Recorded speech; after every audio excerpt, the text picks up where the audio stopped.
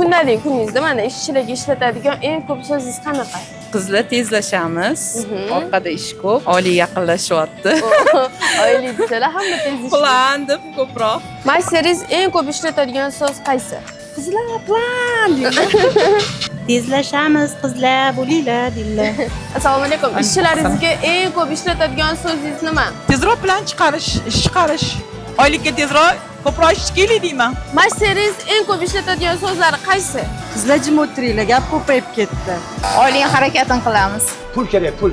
Tilni sayratadigan ham, dilni yayratadigan ham. Charchab ketdik desa, keyin menga rahmat aytasanlar. Yaxshilab tez tiksalaring. Bittada ikkita ish qilsalaring ham menga rahmat aytasanlar. Oylikda deb qo'yadi. Ishchilaringizga eng ko'p ishlatadigan so'zingiz. Tezlashamiz, oylikni harakatini qilamiz. Iloji boricha ishlar sifatiga qarab boringlar degan so'z. Maysaringiz eng ko'p ishlatadigan so'zlari qaysi? Tezroq bo'la qolinglar. Tezlashinglar. Hammasi gaplashmang. Yana ko'proq ishinglarga e'tibor bo'linglar, sifatiga qaranglar.